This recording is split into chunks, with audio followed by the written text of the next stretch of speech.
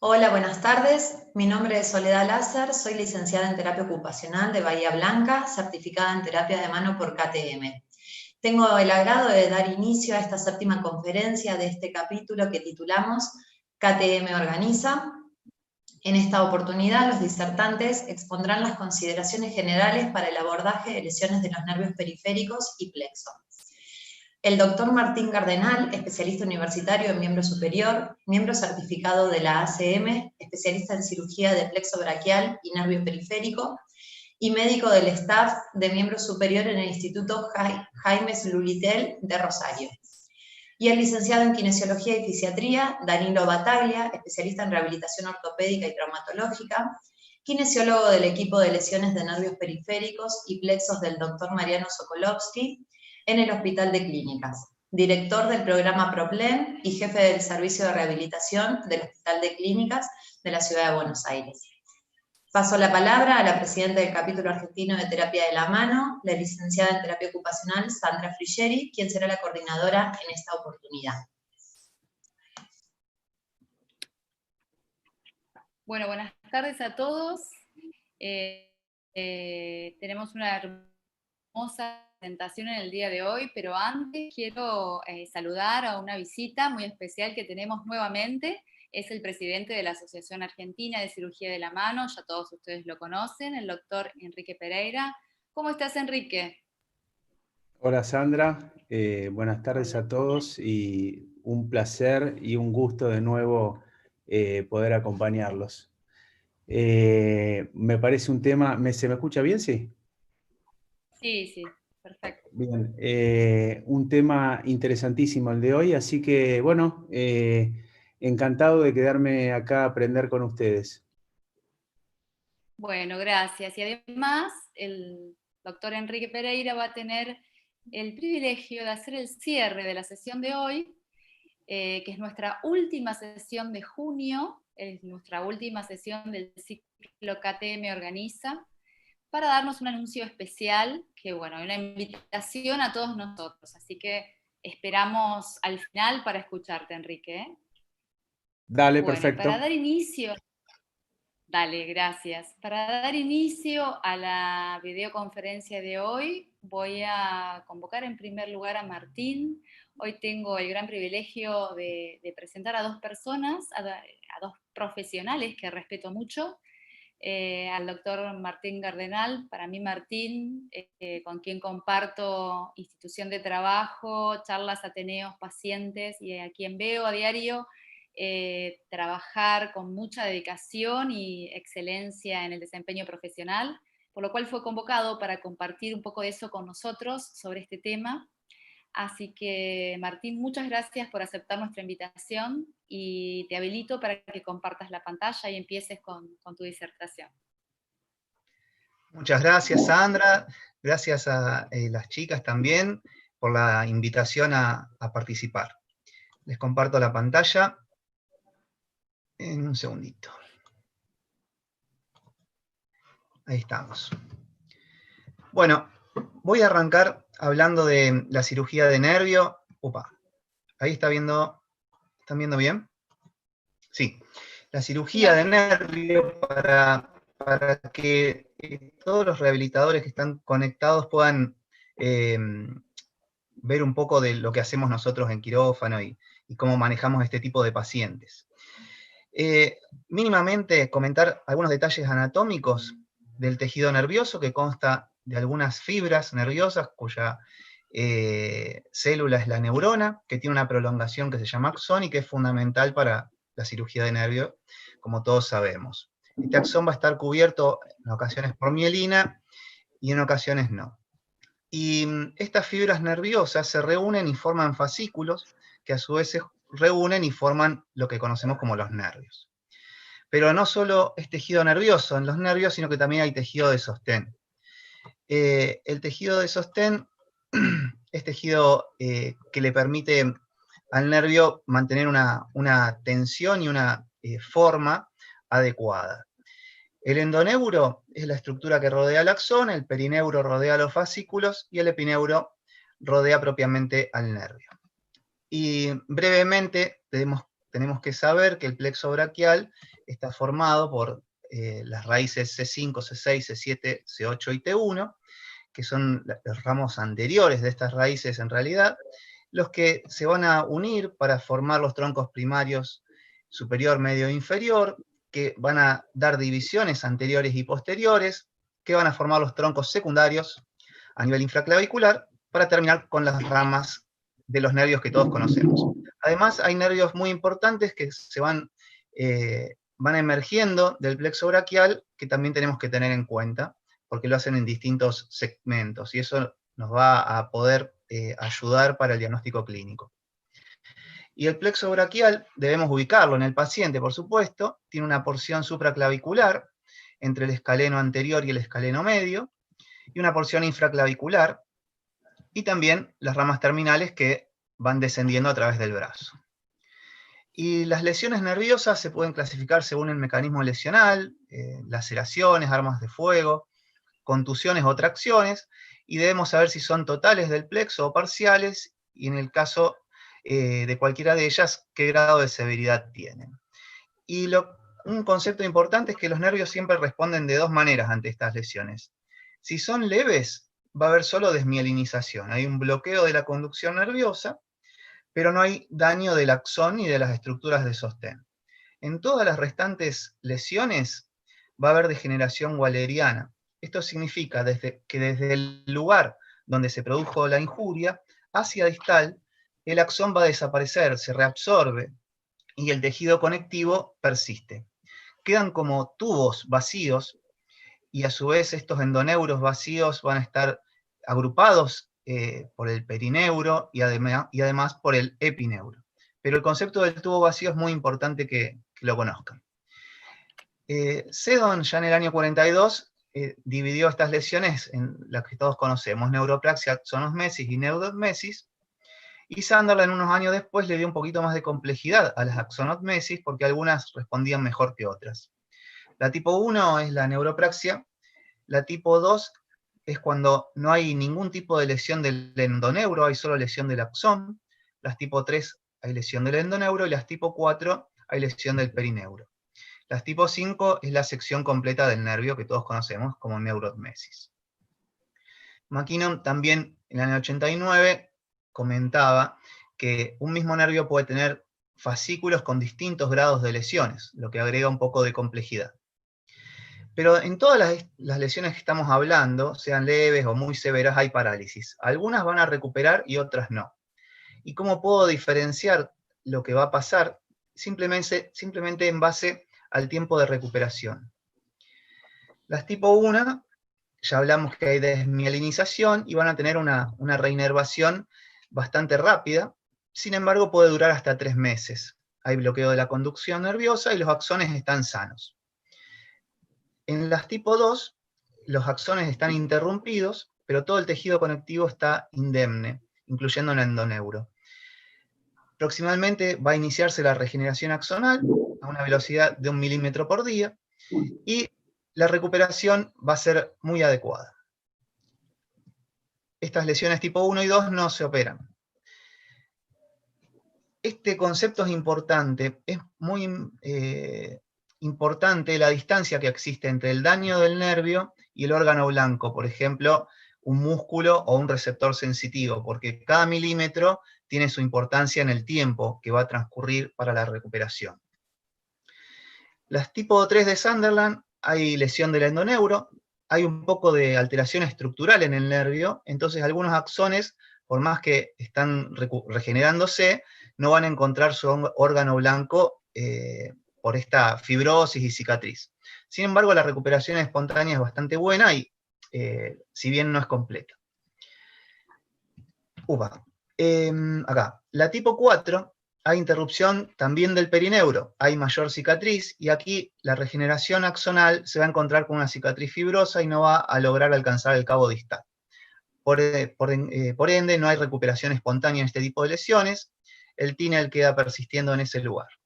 Un neuroma en continuidad es un ejemplo. Y las tipo 5 son las neurodmesis, el nervio seccionado completamente, hay un neuroma en el cabo proximal, y por supuesto no hay recuperación. rápidamente, entonces hay algunas 1, 2 y 3 que se recuperan, las 4 y las 5 no hay recuperación. ¿Qué es lo más importante para mí de la lesión del plexo y de nervios periféricos? El interrogatorio y el examen físico, porque ningún examen complementario nos va a ayudar como estas dos,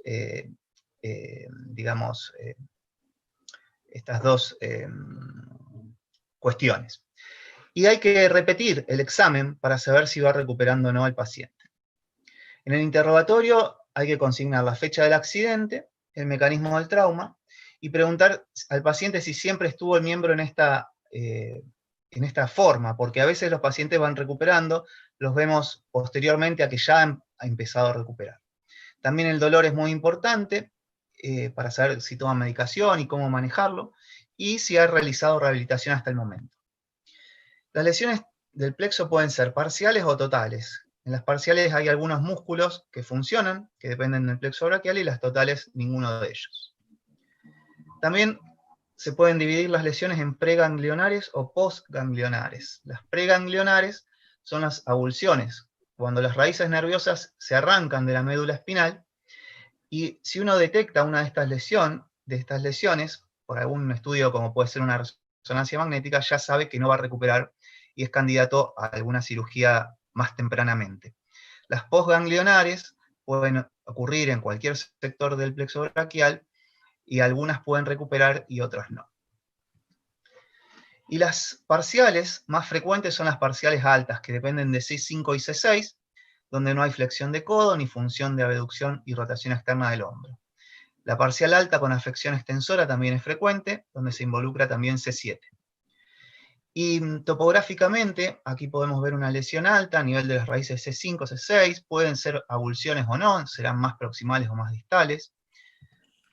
Los nervios involucrados o con parálisis en estos casos van a ser fundamentalmente el supraescapular, músculo cutáneo y el axilar. Cuando hay afección extensora que involucra C7, también el nervio radial va a tener parálisis.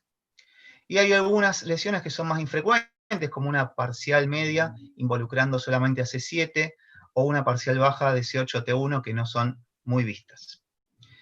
Las lesiones completas, involucrando todas las raíces, algunas pueden estar avulsionadas, otras pueden estar con un neuroma en continuidad. Y también hay lesiones que pueden estar en otro sector del plexo, como pueden ser las infraclaviculares, que no son tan frecuentes, pero que se ven en heridas de arma blanca, por ejemplo. Cuando observamos al paciente, hay que explicarle claramente el problema, tomarse el tiempo en la consulta, qué presunción diagnóstica uno tiene, y uno debe aguardar la evolución durante un tiempo razonable, porque algunos pacientes pueden comenzar a recuperar. Desde la lesión se puede esperar unos 2, 4 meses para ir definiendo una conducta. Ya hablamos que las avulsiones uno puede programar una cirugía más tempranamente porque sabe que esa raíz nunca va a funcionar. Y siempre se valora la fuerza, con la escala de British Medical Research Council, entre M0 y M5. Y tener en mente la solución, planificando qué posibilidades quirúrgicas tenemos. La rehabilitación es importante, hay que mantener las articulaciones móviles y potenciar lo que se va recuperando. Hay pacientes que recuperan progresivamente, entonces se sigue de manera cronológica la recuperación, desde el hombro, el codo y la mano, entonces hay que acompañar la evolución. Y si el paciente no recupera, o recupera de una manera no uniforme, por ejemplo, recupera la mano pero no recupera el hombro o el codo, entonces también es candidato para la cirugía. El tratamiento en los adultos tiene como primer objetivo la restauración de la flexión activa del codo, y como segundo objetivo, recuperar el hombro con abducción y rotación externa. Pero uno podría pensar, ¿por qué no le damos importancia a la mano? No es objetivo reanimar la mano. El tema es lo que hablamos antes, queda muy lejos los músculos de la mano como para poder reinervarlos cuando un daño está a nivel proximal. Son muchos centímetros que debe recorrer el crecimiento axonal, y cuando logra llegar a la placa motora de ese músculo blanco, ya esa placa está degenerada y no puede funcionar. No es así en los bebés. El primer objetivo es recuperar la función de mano. Y esto es claro, hay menor distancia entre el plexo braquial de un bebé y el músculo blanco que pueda tener en una mano. Y respecto del tratamiento microquirúrgico, hay varias opciones. comenzando por la neurolisis, la exploración, tratar de quitar cicatriz en las raíces que vemos comprimidas o engrosado su epineuro.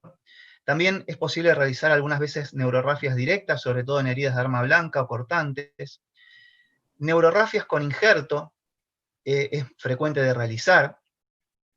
Para esto vamos a necesitar raíces viables. Y las neurotizaciones, que ya hace varios años se han, digamos, impuesto y han ayudado a la recuperación de las lesiones de plexo braquial. El límite teórico para alcanzar resultados satisfactorios es 12 meses. No podemos hacer este tipo de cirugías al año y medio de la lesión porque no van a tener resultado. También hay otras cirugías que se pueden realizar donde ya no hay límite de tiempo, como las transferencias tendinosas o osteotomías o artrodesis. Y la rehabilitación siempre debe acompañar a estas prácticas. Algunos esquemas de neurorafias, habitualmente hay que hacerlo en agudo, porque si no, los segmentos seccionados se separan, aparece cicatriz y uno va a necesitar interponer injerto. Se hacen puntos epineurales fundamentalmente. Y es fundamental tener una sutura sin tensión, porque cuando la sutura tiene tensión no hay recuperación porque los axones no se introducen correctamente en los túbulos y no hay reinervación. Entonces, para evitar tensión, y siempre que se necesite, hay que colocar injertos. Los injertos se ponen como cables entre los cabos proximal y distal de los nervios lesionados. A veces no es posible realizarlo, como en las avulsiones, que ya hablamos, y a veces hasta puede que no sea aconsejable. Por ejemplo, un paciente que consulta muy tarde, supongamos 9 meses, y tiene una lesión, una parálisis alta, y hay que recuperar la flexión del codo, tal vez no sea tan productivo realizar una neurorrafia con injerto en el hueco supraclavicular, sino más bien hacer una neurotización distal. Esta es un ejemplo de una neurorrafia con injerto, un nervio mediano en el antebrazo, con una sección, se reseca todo el tejido fibroso y cicatrizal, dejando nervio sano proximal y distal. Vamos a la cara interna del brazo y tomamos un nervio dador, como en este caso la rama anterior del braquial cutáneo interno, un injerto que después se va a seccionar para formar los distintos cables y combinar las neurorrafias proximales y distales. ¿Y qué son las neurotizaciones, que ya hablamos un poco? Es la transferencia de un nervio dador sano al cabo distal de un nervio receptor lesionado, como ahí se ve en el ejemplo. Tiene algunas ventajas respecto de las neurorrafias. Hay menor distancia entre los axones y el músculo que queremos reinervar. El mouse ahí debe estar mostrando que, como yo seccioné acá el nervio, porque yo preferí ese sector, desde aquí va a ser el crecimiento axonal para reinervar el cabo distal. Entonces, la distancia entre esa sección y el músculo va a ser menor. También se pueden realizar neurotizaciones cuando hay avulsiones. Por ejemplo, aquí, si el segmento proximal está arrancado, no interesa, porque yo voy directamente al segmento distal. Puedo buscar exclusividad motora en el cabo distal. En vez de neurotizar un nervio mixto que es sensible y motor, puedo ir directamente a una rama motora para no tener dispersión de mi crecimiento axonal en algunos receptores sensitivos que no me van a dar movilidad. Y generalmente no necesitan injerto nervioso. Hay algunos trabajos, o muchos trabajos, que tratan de comparar si son superiores a las neurorrafias. Podríamos decir que todavía no está definido el tema, algunos opinan que sí y otros que no. ¿Y cuáles son las más frecuentes? Hay algunas que son extraplexuales, especialmente cuando tenemos parálisis completas, donde todo el plexo braquial está paralizado. Los nervios intercostales son usados para flexión de codo, el nervio espinal accesorio para función de hombro, o también para flexión de codo, o también algunos fascículos de nervios funcionantes del plexo braquial, como puede ser el nervio cubital o el mediano, para flexionar codo, o alguna rama para tríceps correspondiente al nervio radial. Y vamos a repasar algunas de estas con los abordajes. Un abordaje supraclavicular para neurotizar espinal accesorio a supraclavicular. Aquí está la incisión. Yo prefiero operar el plexo desde atrás. Se observa el esternocleidomastoideo, que es nuestro límite medial. realizamos un colgajo graso, escalénico. Se identifican el escaleno anterior, que está cruzado por el nervio frénico, y ya caemos en lo que es el plexo braquial. En este caso está señalado el tronco primario superior, su división anterior y posterior, y el nervio supraescapular, que es muy importante. Si vamos más en profundidad, vamos a encontrar el tronco primario medio, por ejemplo. Aquí seccionamos el nervio supraescapular, identificamos el espinal accesorio, que siempre lo estimulamos para ver que sea efectivamente es el nervio y que esté funcionando, y lo vamos a unir con microcirugía, logrando una neurotización con el cierre correspondiente. Este es el paciente a los 2 años y medio, en la camilla y sin la fuerza de gravedad de por medio, logra un movimiento adecuado, pero por supuesto cuando está de pie o sentado no logra una abducción más grande que lo que muestra la flecha. Ese es el resultado de esta neurotización. Tampoco son resultados tan importantes, pero le permite un hombro estable para poder ubicarlo en el espacio, ubicar su miembro en el espacio y no tener alteraciones glenohumerales. También se puede usar este abordaje para neurotizar con espinal accesorio la rama motora del bíceps, con un injerto. Este es el caso de una niña, ahí se identificó el espinal accesorio, se estimuló, como siempre hacemos, y, perdón, quería ver cómo uno con esta herramienta puede estimular el nervio y ver que se contraiga. Vamos a la cara interna del brazo, identificamos el nervio musculocutáneo y vamos selectivamente a la rama motora para el bíceps, y en este caso para el braquial anterior, porque tiene diferentes variaciones anatómicas. Tomamos un injerto muy largo de nervio sural, y entonces conectamos la región del cuello con la región de la cara interna del brazo mediante este injerto. Se hacen las neurorafias proximales y distales, ¿no? Neurorafia proximal y distal. Y de esta manera podemos reinervar un bíceps. A los 2 años tiene una muy buena fuerza de flexión de codo. La mano de esta chiquita, por lo que ven, no tiene función y tampoco se podía recuperar desde la microcirugía. Y otro abordaje que es muy utilizado son los nervios intercostales, especialmente en las parálisis, por supuesto, completas, donde no tenemos otra solución. Hay que tomar 3 nervios intercostales para reinervar, por ejemplo, la flexión de codo. Se hace una incisión medio axilar en el tórax. A mí me gusta realizarlo con injerto de sural a estas neurotizaciones. También se puede realizar con una incisión mayor y realizarla sin injerto. Ahí se pueden observar los nervios intercostales que van por debajo de la costilla, que se legra. Y esto, bueno, aquí estamos tomando el nervio sural bien amplio, después se recorta para tener, son 2 cabos proximales y un cabo distal. Eso nos va a permitir, ahí tiene la bifurcación, nos va a permitir hacer 3 conexiones con los intercostales y 2 conexiones con la rama motora del bíceps. Esta es una neurotización bien selectiva, motora. No voy a desperdiciar axones en receptores sensitivos. Este es el paciente a los 3 años y medio, con una parálisis completa, con su mano que no tiene ningún tipo de función, no usó férulas porque es un paciente hospitalario, entonces por eso tiene esa posición.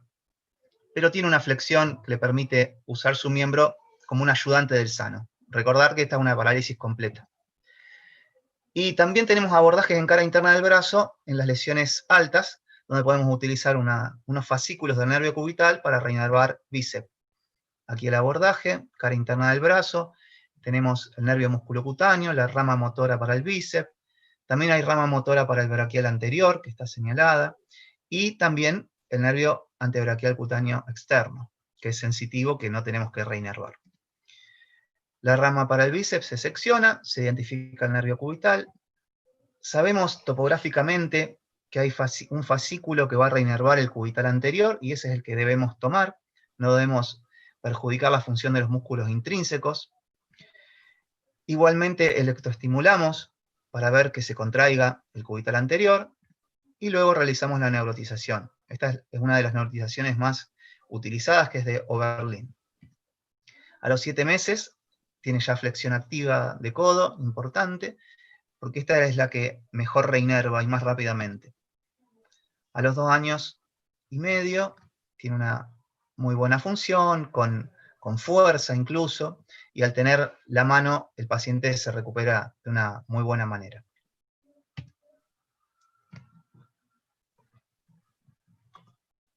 Ahí estamos.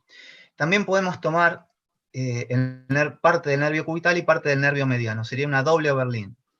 En el mismo abordaje, ahí identificamos ramas motoras de bíceps, de braquial anterior, el nervio mediano y el cubital. Y también seleccionamos topográficamente y bajo estimulación el fascículo para el palmar mayor, correspondiente al nervio mediano. Ahí se hace la doble neurotización, con las neurorafias directas. En este caso le pusimos cola de fibrina, que facilita la estabilidad de la sutura. Y a los 10 meses el paciente tenía una buena flexión del codo, un paciente laboral, con su parálisis radial, porque también tenía flexión de la extensión de muñeca y dedos. Entonces, posteriormente le hicimos transferencias tendinosas clásicas para recuperar este déficit. Al año y 5 meses íbamos a artrodesarle el hombro para lograr mayor potencia de flexión de su brazo, y de su codo, perdón, pero prefirió retornar a sus actividades. Esta es la evolución del paciente, ya luego de las transferencias y con su neurotización realizada. Bueno, como conclusiones, debemos tener en esta patología agilidad en el diagnóstico y la indicación quirúrgica si es necesaria. Muchas veces los pacientes llegan bastante tarde, entonces no hay que demorar. El momento ideal para operar con microcirugía es entre los 3 y los 5 meses, si no va recuperando. Las neurotizaciones mejoraron la función de la recuperación en los pacientes con lesiones de plexo, y no hay que desperdiciar oportunidades para reinervar. Luego de los 10, 14 meses los resultados caen, entonces no debemos dejar pasar el tiempo. Muchas gracias. Martín, muy clara tu explicación, muchas gracias. Realmente es muy interesante para el rehabilitador conocer qué tipo de cirugía ha hecho nuestro cirujano. Es muy importante el contacto con el cirujano. Así que te felicito porque fuiste muy claro. Una preguntita que te hago, que quizás sea la que el público a lo mejor también se hace, es ¿cómo sabes en estos pacientes, que la mayoría, bueno, en adultos, lesiones de plexo, siempre nos refiere a un trauma, a un accidente de tránsito, un accidente de moto? ¿Cómo sabes si no tiene una doble lesión plexual y distal del nervio periférico? ¿Y qué se hace en esos casos? Bueno, hay que sospecharlo por el mecanismo del trauma, y la más frecuente es una doble lesión del músculo cutáneo. Esa es la que uno puede cometer el error de no observarlo. Entonces, en ese caso, si uno la sospecha, debe ir a ubicar el nervio musculocutáneo infraclavicular y en su pasaje en el sector de la coracoides, que es donde se comprime, en el córaco braquial. Puede tener alguna cicatriz o alguna adherencia. Y después, de acuerdo a lo que haya presentado el paciente, si tiene tal vez un trauma importante en codo o en antebrazo, puede en tal o cual región tener una parálisis asociada. Pero mediante el interrogatorio, el examen, es como nosotros podemos detectarlo. Perfecto, perfecto. Y una segunda preguntita y ya pasamos a la siguiente conferencia. ¿Cuánto esperás para hacer una cirugía de rescate, una cirugía paliativa, digamos, para todas las secundarias, para suplir lo que vos crees que ya no va a ser reinervado. Sí, para eso no tenemos un tiempo, entonces podemos esperar lo que nosotros tengamos como preferencia. En el caso, por ejemplo, que yo mostré, esperamos unos 10 meses a que el paciente empiece a tener flexión de codo, porque es bueno que realice la rehabilitación, que pueda observar cómo va reinervando su función, desde mi punto de vista, y después recién avanzar por el otro aspecto que queremos recuperar, como en este caso la extensión de muñeca, dedos y pulgar. Algunas se pueden realizar en simultáneo, pero tampoco hay un apuro, y yo creo que se puede ir por etapas. Perfecto, Martín, gracias. Gracias. Gracias a Bueno, ustedes. ahora en segundo lugar, tengo el gran placer de presentar a Danilo. Por fin, Danilo, vamos a concretar algún evento académico juntos, no tal vez como el que soñamos en un comienzo, pero bueno, creo que esta oportunidad va a ser interesante para que nos compartas toda tu experiencia acerca de la rehabilitación en estos tratamientos de estos pacientes, y no solo eso, sino también toda tu experiencia como participante activo de un equipo que se dedica exclusivamente a recuperación de lesiones nerviosas y de plexo. Danilo no tiene PowerPoint, así que te escuchamos muy atentamente, Danilo.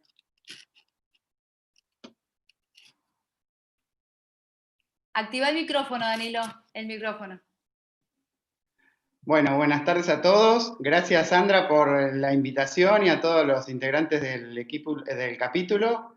La verdad que es un gusto poder compartir con ustedes toda esta experiencia de estos años de trabajo en un tema o en algo que realmente este tipo de lesiones son muy complejas. Por eso cuando por ahí tengo la suerte de poder compartir, siempre les doy a todos la bienvenida al mundo de los nervios periféricos, porque es un mundo aparte, las lesiones son muy complejas y realmente lo que tenemos que entender antes de empezar a charlar es que este tipo de lesiones no son lesiones como las lesiones músculo-tendinosas o de cualquier otro tejido, donde hay tiempos y donde hay parámetros más específicos.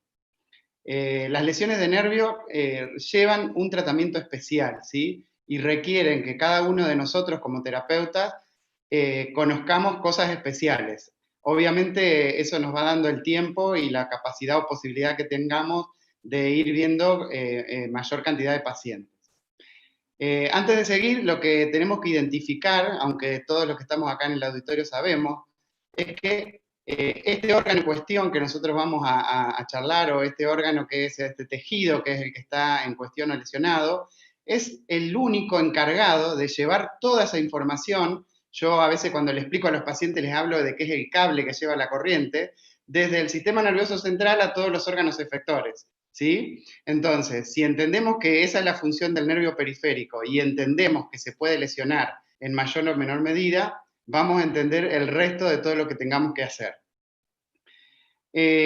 Por otro lado, es importante que sepamos que hasta la actualidad, todas las lesiones del sistema nervioso central, por ejemplo, uno lo que hacía era tratar secuelas o toda esa secuela que la noxa, que provocó la lesión del sistema nervioso central, provocaba. En cambio, gracias a la actividad de todos los médicos o cirujanos, ya sea ortopedistas o neurocirujanos, gracias a la labor de ellos, el sistema nervioso periférico cuenta con la gran ventaja que una vez reparado podemos volver a dar función, ¿sí? Que no es menos. Entonces, planteando esas dos grandes diferencias, vamos a continuar. Cuando nosotros estamos en presencia de un paciente con una lesión nerviosa, lo más importante es que nosotros tenemos que identificar qué tipo de lesión tiene, ¿sí? O sea, tenemos que definir la lesión en la cual estamos presentes, ¿sí? Entonces, ¿qué quiere decir con esto? Yo tengo que saber que hay lesiones de tipo compresiva, que hay lesiones de tipo tumorales, que hay lesiones de tipo infecciosas y que hay lesiones de tipo traumática, que son en la gran mayoría de las que nos llegan, ¿sí? Pero sí tenemos que saber que tanto el plexo como el tronco como los nervios pueden lesionarse de diferentes maneras y que depende de cuál haya sido el mecanismo lesional, va a ser la evolución y la posibilidad de tratamiento, tanto quirúrgico como terapéutico y de rehabilitación, ¿sí?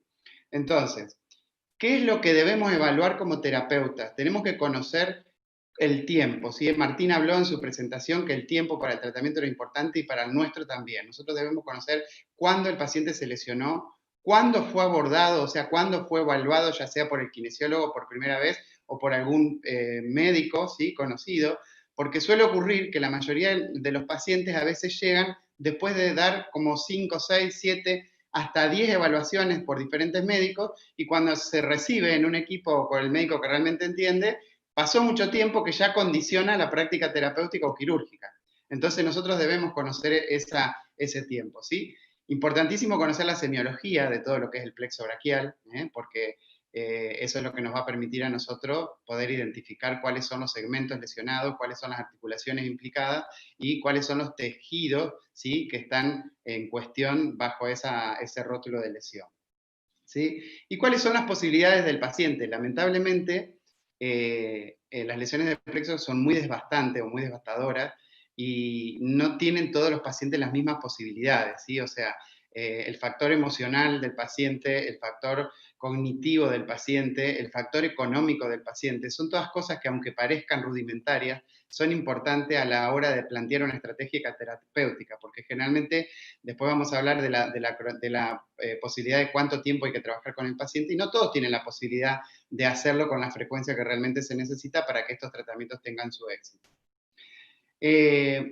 Martín habló en una de sus diapositivas, y que si bien son reparos anatómicos, para el trabajo nuestro es muy importante. Nosotros debemos conocer, ¿sí?, si la lesión es preganglionar o posganglionar, independientemente de toda la descripción anatómica. Entonces, ¿por qué nos sirve saber cuál es el nivel? Si es preganglionar, posganglionar, o supraclavicular o infraclavicular. Porque depende de eso, es la gravedad de la lesión, depende de eso, es la posibilidad si va a requerir algún tipo de cirugía o no, o depende de eso si va a requerir una terapia de rehabilitación previa, preparándose para alguna microcirugía o para una cirugía completa. Entonces, al momento de identificar las lesiones, ya Martín creo que habló también de que podemos usar tanto la clasificación de Sedón, la de Sutherland, la de Mackinnon, o sea, buscar cualquiera de estas, digamos, posibilidades de definición que tengan una contingencia internacional y que son adaptables en todos los centros donde se puedan realizar abordajes de estas lesiones, ¿sí? Algo importante, que lo voy a volver a remarcar, es el planteo al paciente de la realidad terapéutica. ¿Qué sería el planteo? O sea, explicar esto, que son lesiones complejas, que el segmento no va a quedar igual que el otro, pero que gracias a la intervención del cirujano va a tener la posibilidad de reeducar, digamos, ese miembro superior a una función aceptable, que con algunos otros tipos de cirugías secundarias puede llegar a una prensa, ¿sí?, o a una, digamos, a una obtención de objetos o maleabilidad para alguna tarea laboral, ¿sí? Y es importante distinguir, cuando nosotros hablamos de ese tipo de cirugías, decir que para el abordaje de estas lesiones hay dos realidades, dos tipos de cirugía. Nosotros, como rehabilitadores, que somos los que nos dedicamos a poder trabajar la función del paciente, en el equipo nuestro de nervio ubicamos a las cirugías funcionales, que son las que intentan en el periodo agudo de lesión a reparar el nervio, que es el órgano, el tejido en cuestión, y las cirugías secundarias o paliativas, que son todas aquellas que vienen en segundo plano y que se pueden programar, digamos, con algún otro tiempo más tardío, que son todas las transferencias tendinosas, ¿sí?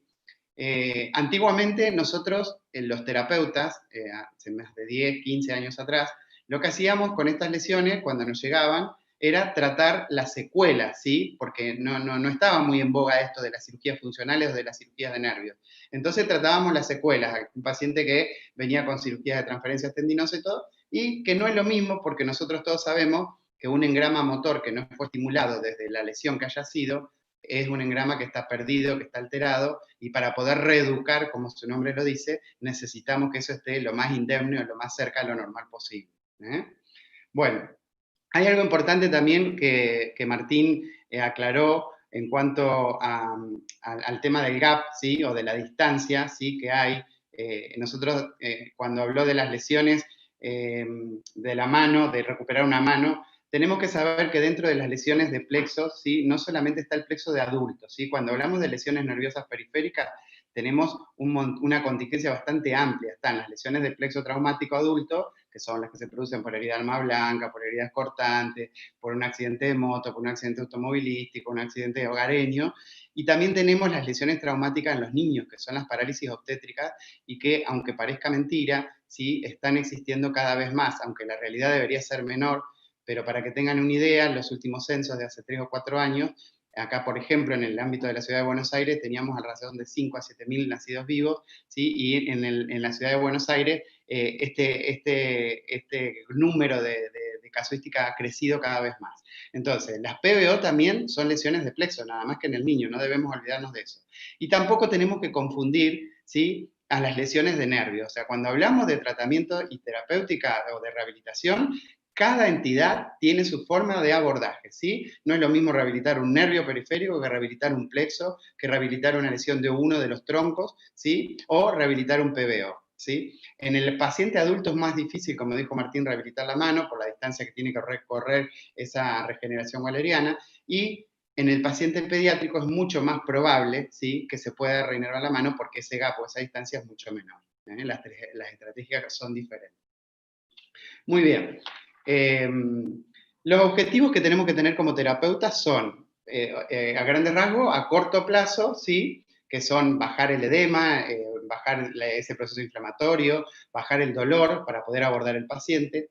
Y el objetivo a largo plazo, y uno de los más importantes, ¿sí?, que tenemos que igual trabajarlo desde el vamos, es poder volver a recuperar esa función o a mejorarla. Entonces, 2 objetivos básicos. A corto plazo son los productos directos del traumatismo o de la lesión, y el a largo plazo es el objetivo por el cual esa lesión se expresa. La falta de función o el déficit de función es el cual a nosotros como terapeutas nos vamos a abocar.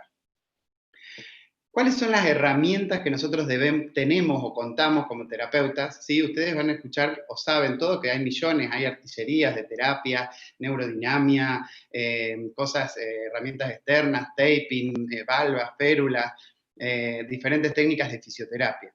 Acá con esto, ¿sí?, tenemos que ser muy cautos, ¿sí? Acá lo importante es la kinesioterapia, ¿sí?, o la rehabilitación, por así decir, de el movimiento en sí, ¿sí? Sea el terapeuta que sea el que está abordando, ya sean los colegas TO, los kinesiólogos, los fisiatras, pero que el paciente tenga la posibilidad de tener lo que necesita. No podemos mezclar y no debemos mezclar terapias. Recuerden que el elemento o el tejido es el nervio, que es el que lleva la información, y está alterado, está lesionado. Si nosotros lo cargamos con toda esa información junta, vamos a tener malos resultados, ¿sí? Entonces, cosas básicas, ¿sí? La movilización pasiva, ¿sí? Mover al paciente, como dijo Martín, es importante recuperar y mantener las articulaciones libres, porque yo tengo que, mientras esa regeneración del axón ocurre, yo tengo que tratar de mantener todos los tejidos los más laxos y hábiles posibles, porque si yo el paciente no trabaja, eso se pega, se generan adherencias articulares, retracciones,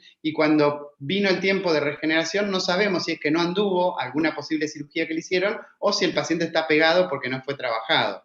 Entonces, ¿esto en qué redunda? Que cuanto más en el agudo nosotros recibamos al paciente, mejor va a ser el resultado, tanto para nosotros como para el cirujano.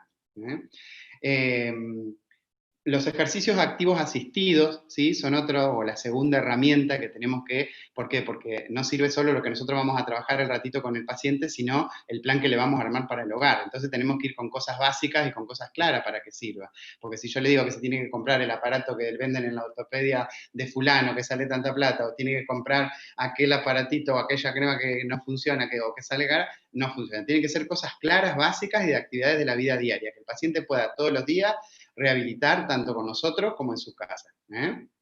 Y el tercer elemento importante es el cuidado postural, ¿sí? El cuidado postural de ese segmento del miembro superior es lo más importante, ¿sí? Yo tengo que mantener, ¿sí?, las palancas o esas articulaciones para que cuando esas riendas musculares funcionen, el miembro superior pueda alcanzar esa mano en el espacio, que es uno de los objetivos que nosotros tenemos que tener. Martín habló que los objetivos de la cirugía era recuperar la flexión del codo y la elevación del hombro, y en el caso del paciente que pueda, con alguna transferencia tendinosa a posteriori, poder tener algo de función en la mano. Entonces, cuando volvemos un poquito a refrescar esas 3 herramientas, movilidad pasiva, ¿sí?, el cuidado postural y los ejercicios autoasistidos. Después a esto le podemos agregar todos los aderezos que ustedes quieran, ¿sí? Taping, ferulajes estáticos, ferulajes dinámicos, intercambiarlos, porque si uno tiene la posibilidad de conocer al paciente y seguir la evolución de cerca, puede jugar con eso y de hecho suele ser muy efectivo. Y si vamos a hablar por ahí de otras herramientas como fisioterapia, podemos usar, digamos, campos magnéticos si quieren, como para en el periodo agudo, fijarnos un poquitito el tema de la circulación del paciente, si hay atrofia, pero hay que ser cautos también, porque no debemos olvidarnos que el tejido nervioso tiene una vascularización muy particular, ¿sí? Entonces, si cuando están las lesiones del nervio, no solamente se lesiona el nervio o la vaina de Schwann, se lesionan generalmente todo el resto de los tejidos, ¿sí? Llámense las vainas de mielina, las vainas tendinosas que pueden transcurrir por la zona donde esté pasando el tronco, por donde esté pasando el plexo, y toda la vascularización. Entonces, si yo tengo, aparte de la lesión o el estiramiento, tengo un éxtasis circulatorio, tengo que ser cauto también con la aplicación de la fisioterapia, si me va a activar demasiado la circulación o no. Entonces, no porque sepamos que el agente físico es desinflamatorio, lo vamos a poner. Tenemos que conocer la semiología del tejido lesionado. ¿Estamos de acuerdo? Bueno, entonces, seguramente va a surgir después también, la electroterapia también se puede utilizar en esto, pero hay que ser muy cautos con eso. Otras consideraciones útiles que debemos tener en el abordaje de los pacientes de nervios son el seguimiento periódico, ¿sí? Y las evaluaciones periódicas. Un paciente que tiene una lesión de plexo, tanto antes de decidir el cirujano una cirugía que va a realizar a posteriori, nosotros tenemos que ser frecuentes con la evaluación semanal o cada 2 semanas para poder informarle al equipo quirúrgico cómo evolucionó ese paciente, cosa que puedan o no determinar o cambiar la conducta que tenían estipulada desde la primera consulta. Que de hecho nuestro trabajo es muy importante para el equipo, porque somos los que estamos y compartimos la hora y media o 2 de trabajo diario con el paciente y somos los que vemos si hay una contracción palpable o visible, o si el paciente siente o se modificó la zona de hipoestesia o la zona de hiperestesia, como para poder informarle al cirujano que pueda ir siguiendo la evolución. Entonces, en líneas generales, ¿qué debemos conocer también si nosotros estamos en presencia de una lesión de un plexo alto o de un plexo bajo? ¿Sí? Porque todo esto también va a condicionar el resto del tratamiento. Hay algo importante y que a veces asusta cuando uno recibe pacientes de otros colegas o de otros lugares donde nadie los quiere atender. No son lesiones desconocidas. Cualquiera de todos nosotros, con ganas de poder ayudar a ese paciente, tranquilamente lo podemos abordar, ¿sí? No tengan miedo de abordar una lesión de plexo o una lesión de tronco. Y lo que sí es algo que tenemos que compartir, es que son pacientes para compartir interdisciplinariamente. No son pacientes para que uno solo pueda observar. No es lo mismo la evaluación de 3 o 4 colegas o de compartir con un terapista ocupacional, con un fisiatra, con un cirujano, con un ortopedista, que si uno lo ve solo al paciente. ¿Qué debemos conocer nosotros? Martín habló y Sandra preguntó también. Es importante que nosotros estemos en contacto directo con el terapeuta, ¿sí? En nuestro equipo nosotros tenemos un imagenólogo, ¿sí? Tenemos otros neurocirujanos, el ortopedista, ¿sí? Porque ya les hablé de que en el paquete de estas lesiones hay un periodo para las cirugías de nervio y hay otros para las cirugías ortopédicas, ¿sí? Aunque ambos puedan realizar ambas cirugías. Entonces es importante que todos sigamos la evolución del paciente. Las imágenes y tener un imagenólogo de confianza es de suma hoy en día y en la actualidad, digamos, el gol estándar del equipo, ya que para nosotros, digamos, contar con una buena semiología y poder corroborarlo, ¿sí? Con un elemento complementario de diagnóstico, como son las imágenes, es de suma utilidad. Y cuando le hablo de las imágenes, nosotros como terapeutas tenemos que empezar a aprender a mirar esas imágenes, ¿sí? ¿Y cuáles son los elementos de estos estudios complementarios? Digamos, por ahí ustedes van a escuchar la resonancia magnética nuclear, ¿sí? Dentro de la resonancia magnética, ¿sí? La posibilidad que tiene la resonancia magnética es que, digamos, puede llegar a todo el tejido y tiene la ventaja que nos informa sobre el pronóstico, ¿sí? De ese tejido lesionado, nos va a informar dónde está la lesión, ¿sí? Nos va a informar cuánto, ¿sí? Tejido está, y nos va a informar, o sea, va a tener un carácter predictivo. Entonces, haciendo una buena semiología y teniendo una imagen como para cotejar, nosotros vamos a saber si ese paciente va a evolucionar, ¿sí?, hacia positivo, o si realmente lo que vemos en el momento de que vemos el estudio y la evaluación, el cirujano va a tener que decidir ya una conducta quirúrgica. Dentro de la resonancia magnética nuclear, para que conozcan, ¿sí?, hay diferentes técnicas, diferentes secuencias, ¿sí?, que son, por ejemplo, la neurografía. La neurografía es una técnica dentro de la resonancia que es una de las más usadas para evaluar las lesiones de nervios. Y esto tiene que ver un poquitito con que, digamos, por ahí las que se usan más son, hay una secuencia en 3D o NervView, que se llama, ¿sí?, que lo que hace es reproducir el tejido nervioso en 3D, y lo que permite es ver la posibilidad del tejido lesionado, de cuánta lesión hay, si hay neuroma, si no hay neuroma, porque nosotros estos elementos debemos empezar a conocerlos, porque a veces nos frustramos cuando estamos trabajando con un paciente porque no avanza o hay una meseta. Entonces tenemos que saber qué tipo de lesión tiene y tratar de haber tenido la imagen para saber también si hubo neuromas o no hay neuromas, o si fueron resecados o no fueron resecados, porque eso es otro de los obstáculos que nos va a impedir avanzar en el tratamiento. Otra de los estudios complementarios, ¿sí?, que se usan hoy en la actualidad es la ecografía, ¿sí? Entonces, lo bueno que tenemos que conocer es esto que yo les decía, de saber si las lesiones eran preganglionares o postganglionares. En el caso de cuando las lesiones son severas, ¿sí?, generalmente la resonancia es el gold estándar, ¿sí?, para la evaluación de un plexo, y en el caso de que las lesiones por ahí sean altas, ahí podemos usar un método ecográfico porque es más accesible y porque está más cerca del tejido, ¿sí? En cambio, en los pediátricos, una resonancia, hay que tener en cuenta que para hacer una resonancia en el pediátrico hay que dormirlo, entonces ya tiene otro riesgo. En cambio, si es una lesión chica o baja, del plexo bajo, se puede hacer con ecografía. Entonces, sepamos eso como dato, para introducirnos en esto, que una de las formas que suele ser de utilidad para nosotros saber el tipo de lesión y confirmar, y para que el cirujano pueda tener un éxito en la cirugía un poco más viable, es la resonancia magnética con las secuencias que se usan y el tema de la ecografía. ¿Cómo por ahí nosotros seguimos al paciente? ¿Cuánto tiempo duran los tratamientos de estos pacientes? Son tratamientos largos, y eso nosotros se los tenemos que plantear cuando planteamos realidades terapéuticas, es decir, bueno, que el paciente sepa que no es que va a estar 5 o 6 meses como cuando recupera un postoperatorio de otro tejido. Entonces, son tratamientos largos y que tienen periodos de mesetas, y que las mesetas no significan retroceso o no avance, O sea, la reinervación suele ser bastante controlada, lenta, y por eso es importante nuestra actuación en las diferentes etapas del pre y del postoperatorio. ¿Cuál es lo importante de por qué nosotros tenemos que estar en contacto con el cirujano? Para nosotros no es lo mismo que nos llegue un paciente con una orden, ¿sí?, que nos pongan postoperatorio lesión de plexo, o que nosotros conozcamos que ese paciente recibió una reconstrucción del tronco primario, o que se le hicieron injertos cortos, o si le hicieron injertos largos, o si fue un Oberlin 1, un Oberlin 2, como dijo Martín, para la zona del codo, o si este paciente, digamos, tenía alguna otra lesión asociada. No debemos olvidarnos que la mayoría de las lesiones traumáticas del plexo y de los nervios cursan con lesiones asociadas.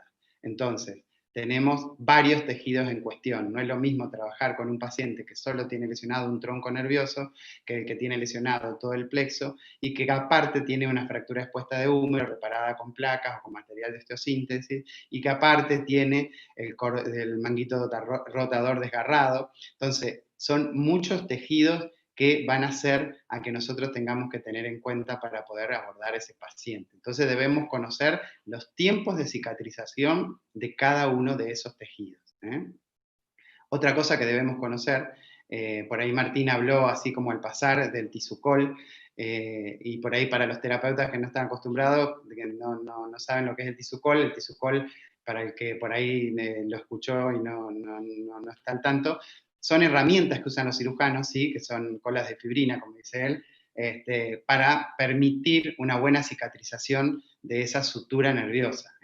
Obviamente, por cuestiones de los sistemas de salud, no a todo el mundo se les puede poner, pero bueno, el gol estándar, el paciente que tiene esa posibilidad corre con la desventaja de evitar la fibrosis.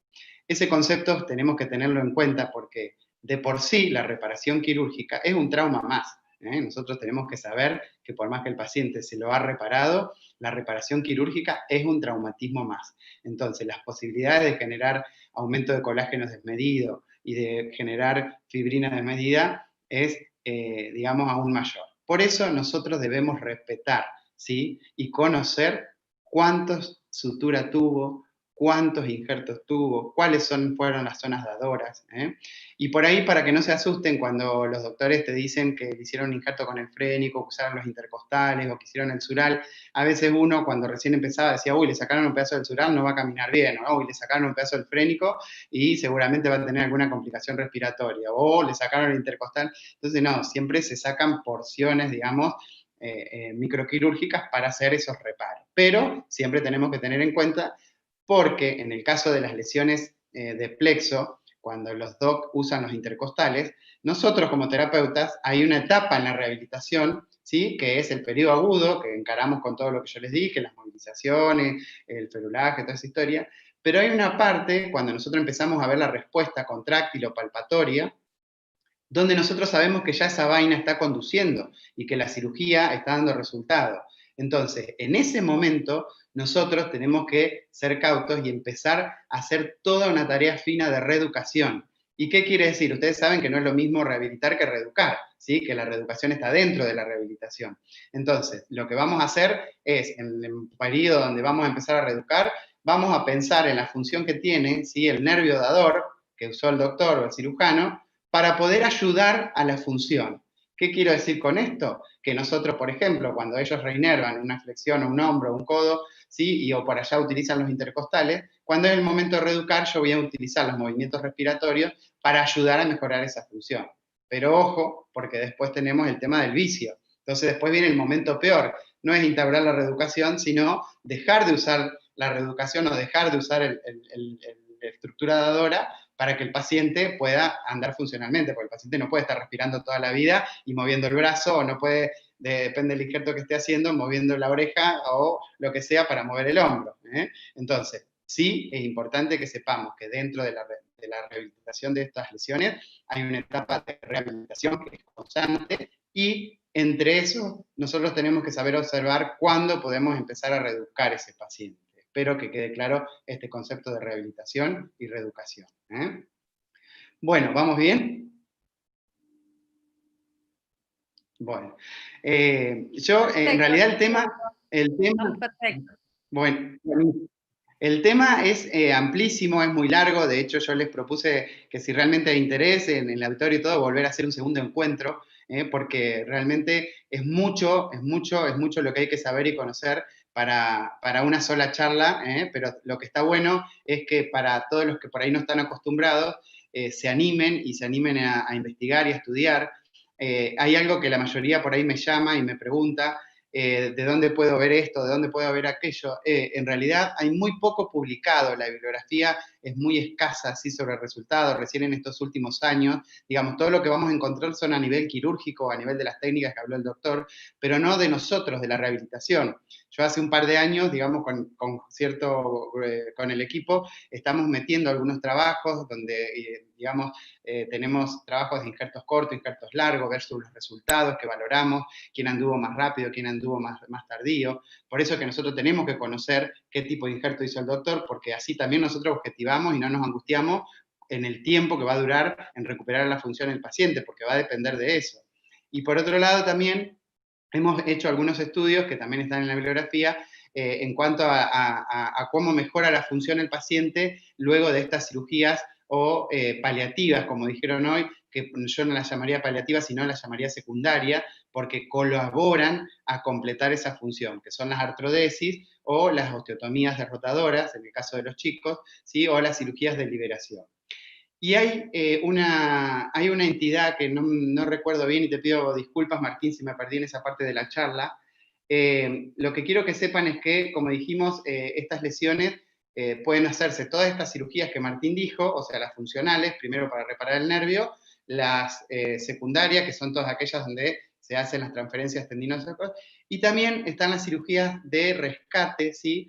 que son aquellas para cuando el paciente llegó tarde a la consulta, ¿sí? Después de 1 año y medio, año y 3 meses, que es lo estipulado el tiempo para poder hacerle algo. Y son las cirugías que se llaman trasplantes neuromúsculos vasculares, ¿sí? La más conocida es la cirugía de Gracili, donde se saca, digamos, una porción del vasto interno, ¿sí? Para darle tanto, en el caso que haya que darle función al hombro o al codo o a la muñeca, y se lo coloca, digamos, a ese músculo como elevador del hombro o como flexión de codo o como flexor de mano.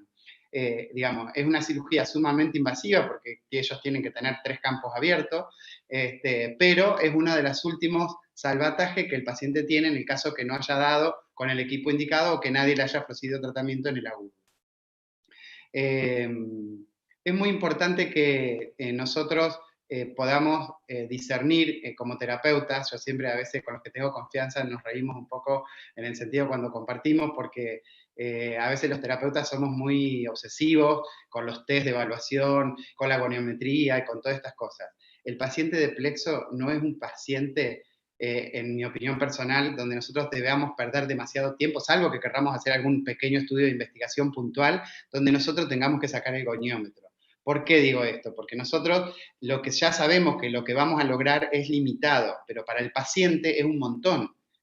O sea, para el paciente lograr algunos grados de flexión de codo o algunos grados de elevación de hombro es un montonazo. Lograr prensar una caja, aunque no pueda tocar la guitarra, aunque no pueda escribir en el mouse o en la computadora, eso es un montón. Y todo eso lo hacen gracias a las cirugías de nervios, a las cirugías estas secundarias y a nuestra labor en el día a día.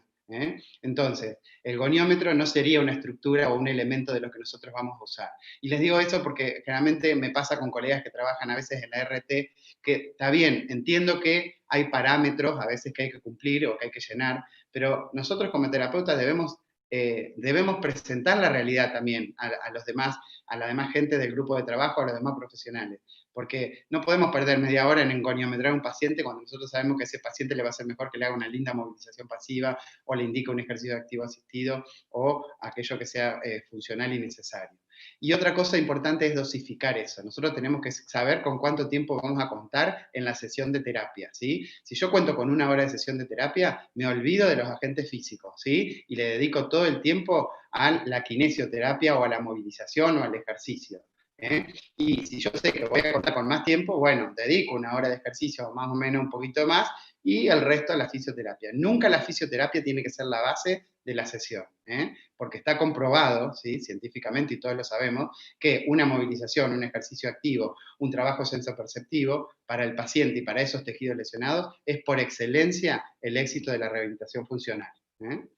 Bueno, espero no haberlos aburrido, espero haberle metido un montón de pocos datos, pero que hayan sido, digamos, compactados como para generar en ustedes un poco de incentivo o las ganas de poder compartir en algún momento con algunos más la rehabilitación de estos pacientes. Sandra, no sé si más o menos cumplimos con los tiempos, con las expectativas. Perfecto, con todo. Yo quiero hacerles unas preguntitas muy puntuales y después voy a seguir con las preguntas del chat, pero me quiero sacar unas dudas, sobre todo para la actualización en estos temas, ¿no? Para toda esa gente que se quedó por ahí un poco en el tiempo con lo que es la rehabilitación de estos casos. Esta pregunta creo que va para los dos. Y es, ¿qué opinión les merece a ustedes como estudio, qué valor diagnóstico tiene hoy por hoy la electromiografía?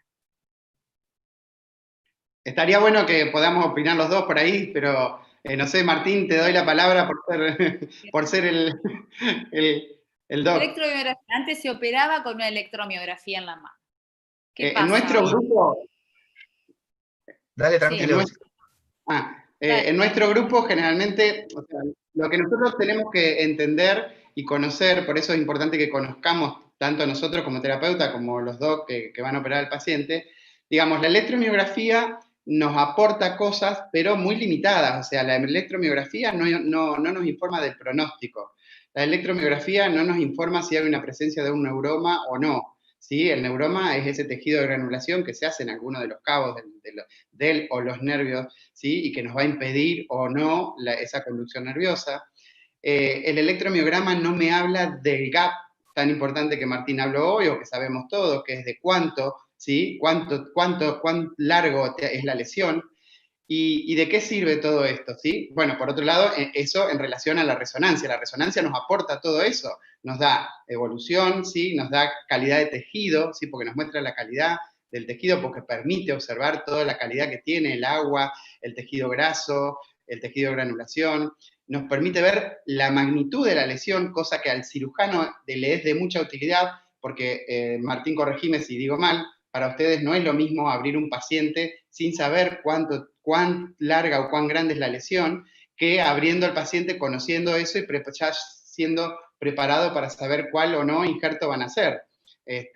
Entonces, yo opino, digamos, como terapeuta que, digamos, si bien para la ley, en el caso de los pacientes de RT, es muy necesario la electromiografía, porque si está la electromiografía, el paciente, digamos, va a andar y le pueden dar todo lo necesario a la rehabilitación, pero en cuanto entiendo a la práctica terapéutica nuestra y a la práctica quirúrgica, digamos, es mucho más efectivo el tema de la resonancia, ¿sí? Pero bueno, igual Martín, es compartible la... Sí, sí. La electromiografía tiene un valor legal que es importante.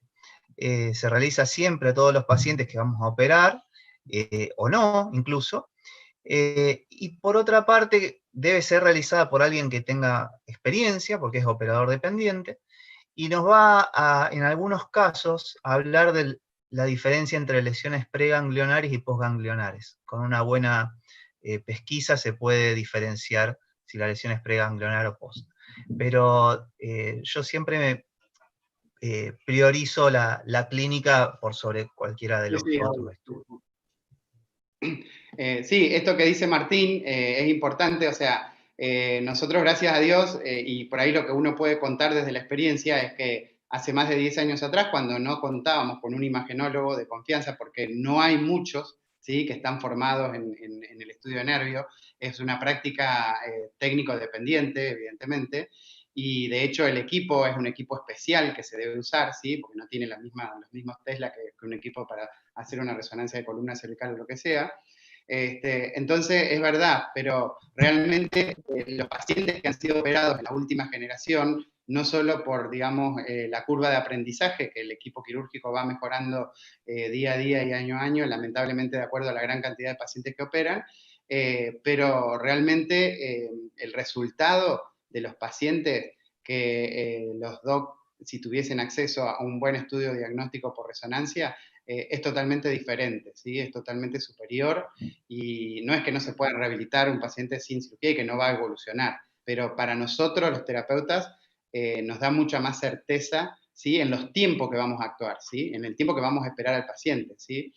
Un electromiograma, como todos sabemos, o sea, si el tema del electromiograma es que si nosotros fue solicitado en el periodo hasta los 2 meses o 3 meses, o sea, va a haber un periodo inflamatorio, va a haber un periodo, digamos, donde hay mucho líquido, mucho edema por el traumatismo del o los tejidos. Entonces, ¿cuán fehaciente es leer un electromiograma en ese tiempo, si la cirugía la van a hacer en ese tiempo? Por ahí, digamos, si el electromiograma está, como dice Martín, después de un buen seguimiento clínico a los 4 meses, donde el paciente, bueno, el terapeuta informó, mirá, solo logramos esto o no logramos nada, entonces hacemos para confirmar, quizás en ese tiempo sí, pero creo que de acuerdo a mi opinión, en la práctica lo que uno suele ver es que el uso desmedido o la solicitud desmedida del electromiograma en periodos muy tempranos no suele aportar por ahí un elemento, tanto para el cirujano como para nosotros, demasiado fehaciente.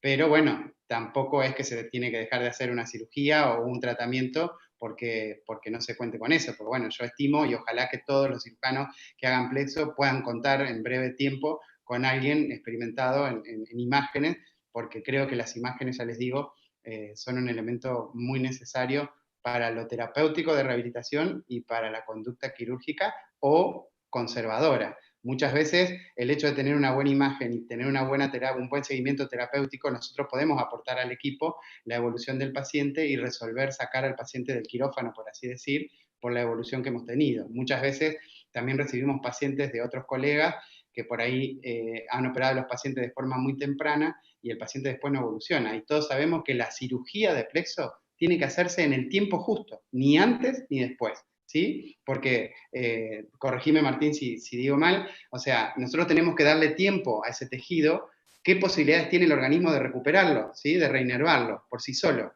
Si nosotros lo traumatizamos con la cirugía, con el afán de repararlo en periodos muy tempranos, seguramente vamos a generar un poco más de cosas agregadas. Entonces, por eso tiene que ser en el momento justo y en el momento adecuado, ni antes ni después. Esto tiene que ver con los tiempos, como hablaba Martín en su presentación. Clarísimo, clarísimo. Y en honor al tiempo me voy a dedicar a las preguntas del chat y las mías te las voy a hacer después. Te las haré personalmente. Bueno, en principio todo el mundo está aclarando, bueno, están felicitándolos, están diciendo que hubo mucha claridad en las exposiciones, así que todas noticias lindas. Y hay una pregunta, por ejemplo, para, creo que los dos también, es si la recuperación sensitiva, de la parte sensitiva, se toma como un indicador de recuperación, ¿no es cierto?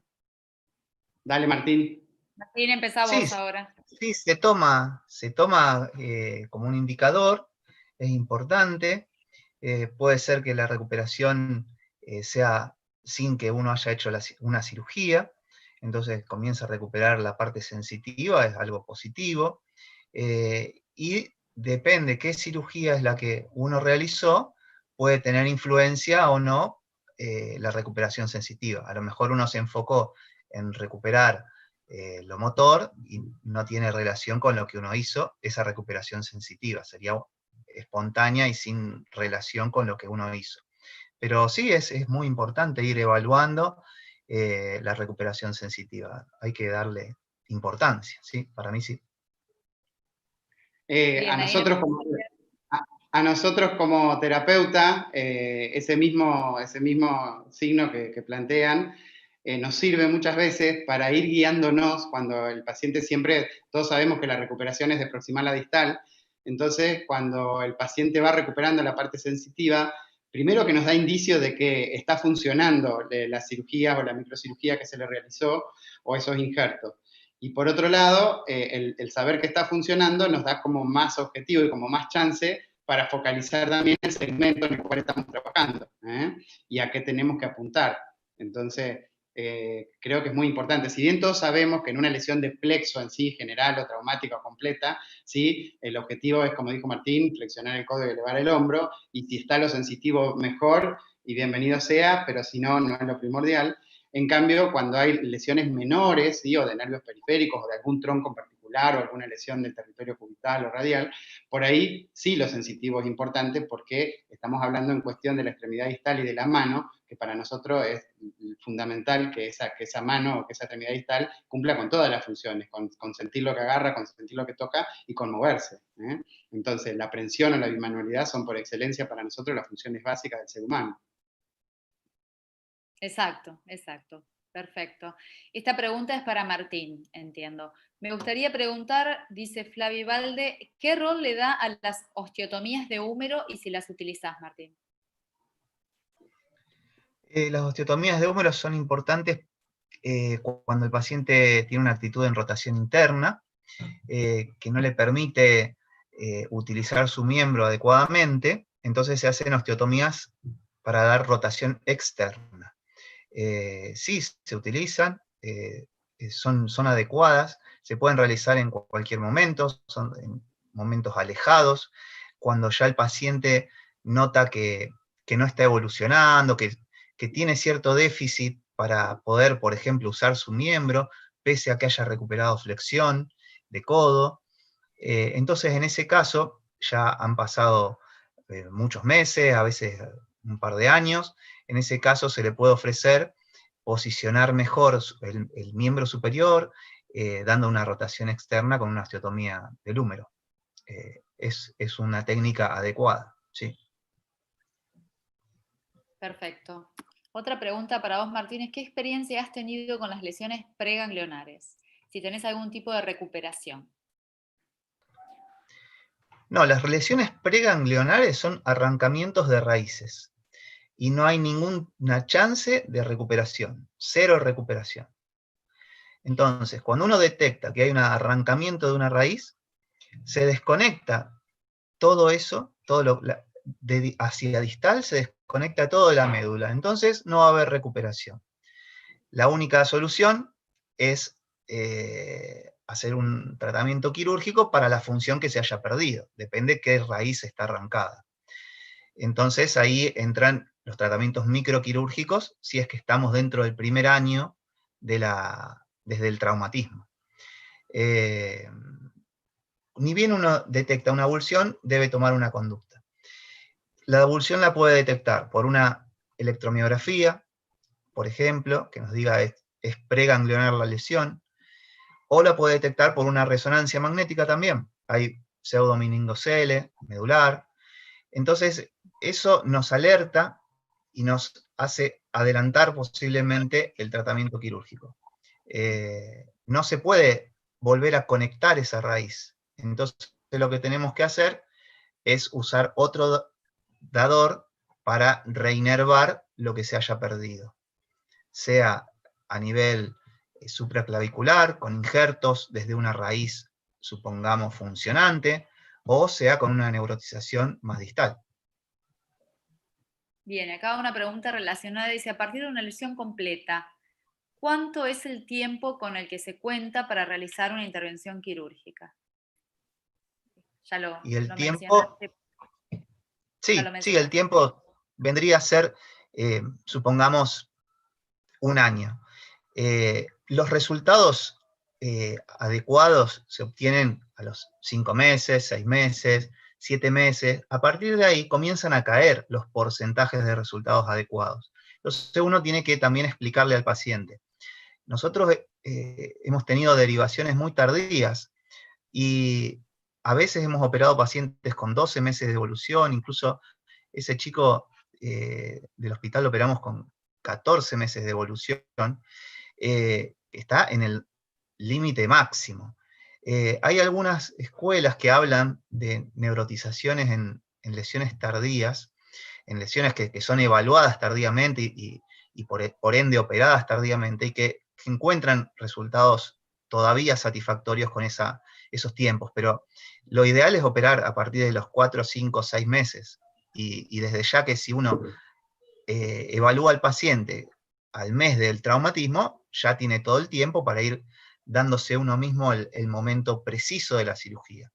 Lo otro es una situación que es de necesidad, de que te llegó después de que dio varias vueltas, con 9 meses de evolución, lo operaste a los 10 meses, por decir un ejemplo. ¿Mm? Bien, y una última pregunta para ir al cierre. Con respecto a la clasificación topográfica de la lesión en PBO, ¿cuándo hacerla? ¿Está bien hacerlo antes del primer mes de vida o debe esperarse un tiempo específico? ¿A mí o a Martín? Sí. Calculo que a Martín. No, cualquiera de los dos la puede responder, pero Bien. a las parálisis obstétricas hay que darles un tiempo de recuperación, como en los adultos, y ese tiempo no debe ser menor a 3 meses, en mi opinión. Hay escuelas que a los 3 meses están haciendo la cirugía, otras escuelas un poco más conservadoras, que pueden ir hasta los 6 meses, 7, pero yo espero siempre mínimo 2 meses para empezar a planificar y decir, bueno, me parece que este pacientito va a terminar en quirófano. Después hay que hablar con las obras sociales, con la familia, con esto. Uno lo empieza a programar. Y si por esas casualidades van 4 meses y empezó a recuperar, como nos ha pasado, se suspende la cirugía y bienvenido sea. Pero siempre hay que esperar, no un mes, hay que esperar 2 meses, 3 meses, y recién a partir de ahí puede que sea un candidato para cirugía. Exceptuando, como ya dijimos, las avulsiones, porque por ahí uno tiene un claro indicio de que hay avulsión y puede operar a un bebé tal vez al mes y medio, porque sabe que tiene una parálisis total con avulsión de C5, C6, C7, supongamos. Entonces, ahí no hay demasiado tiempo que perder. Si hay avulsión, tratamiento quirúrgico. Bien. Excelente, chicos, la verdad que felicitaciones. El chat no para de felicitarlos. Por nuestra parte lo mismo. Así que gracias, muchas gracias. Ahora le voy a dar la palabra al doctor Enrique Pereira y les voy a compartir la pantalla. Aquí. Para que nos cuente a dónde nos va a invitar y haga el cierre formal. Gracias, Sandra. Bueno, primero felicitar a Martín y a Danilo por las presentaciones. La verdad que excelentes. Danilo, es impresionante mantener una audiencia o convocar una audiencia hoy sin un PowerPoint, así que doble felicitación, sin un E además. Y esto de alguna manera está relacionado con las presentaciones para todas que acaban de ver, porque es un update en cirugía de nervios periféricos. Como muy bien lo aclaró Martín, hay muchos temas en los cuales se ha avanzado y se avanza día a día. Y este año nos hemos tratado de adaptar a la pandemia, nos hemos tratado de adaptar a la situación general y por tal razón vamos a contar en primer lugar con 3 invitados de lujo, como son Jorge Clifton, Kim Casañas y Orlando Mercedi, pero va a ser un curso que va a ser enteramente gratuito y se va a dar, por supuesto, online, solamente haciendo un clic en el canal YouTube de la Asociación de Mano.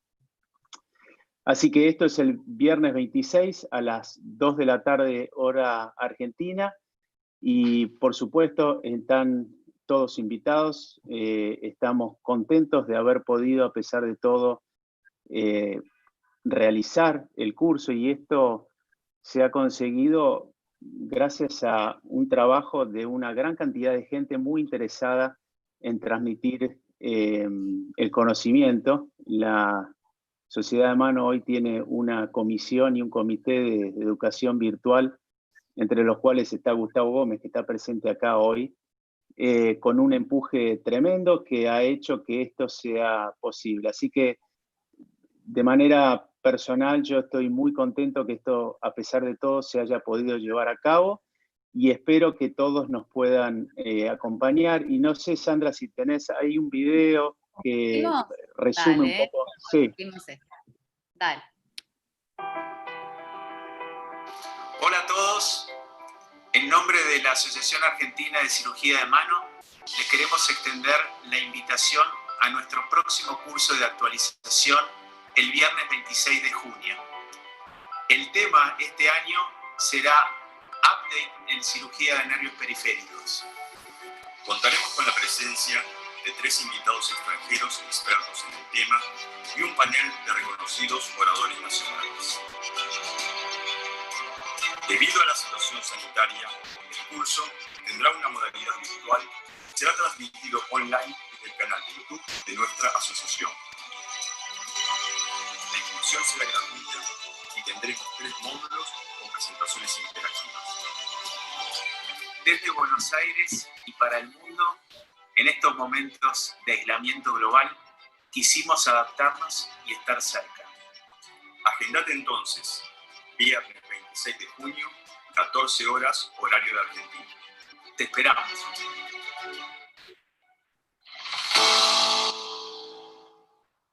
Bueno, está claro que no soy un gran actor, hice lo mejor que pude, pero la intención es simplemente, frente a tanta educación médica virtual circulante, tratar de romper un poquito el molde y generar un poquito más de atención en lo que pensamos que va a ser un curso tal vez inédito y creemos que muy bueno y para aprovechar para todos. Así que, Sandra, no quiero robar más tiempo. Mi agradecimiento de nuevo siempre por tu invitación, mi alegría por poder estar presente y poder acompañar el capítulo en todo lo que has emprendido. Y bueno, espero verlos el viernes 26. Gracias Enrique. Bueno, nuestra próxima actividad entonces será esta. Felicitaciones por haber armado el curso de manera virtual. Vamos a estar todos presentes. Así que nos vemos ahí. Hasta Dale, pronto, perfecto. Gracias. Adiós. Saludos, gracias. Chao, felicitaciones, Martín, Danilo. Muy bien, muy bueno. Bueno, muchas gracias. Gracias por la invitación. Saludos. Gracias, chicos, por compartir. Gustavo. No estoy encontrando dónde tengo que salir. Y yo tampoco. Acá estoy. ¿Viste? ¿Qué pasó? ¿Pudiste finalizar la transmisión? No, estoy tratando de encontrar El eso. Chrome. Buscalo el Chrome Sí, acá estoy. y arriba a la derecha en el botón rojo apretá fin de transmisión. Tengo. ¿Bien? No. No estoy compartiendo. Ah, no estás viendo. No, no estoy encontrando. ¿Y si cortamos el Zoom, qué pasa? Compartime la pantalla. No te preocupes.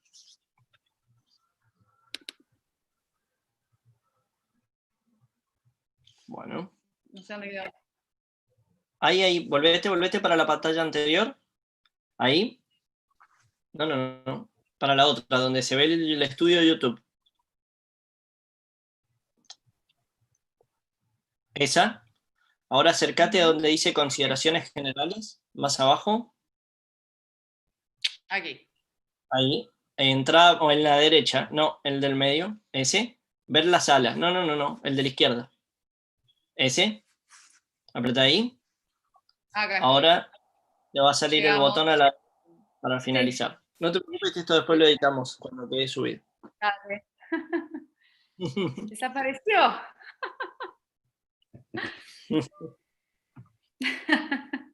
Bueno, Sandra, muchas gracias.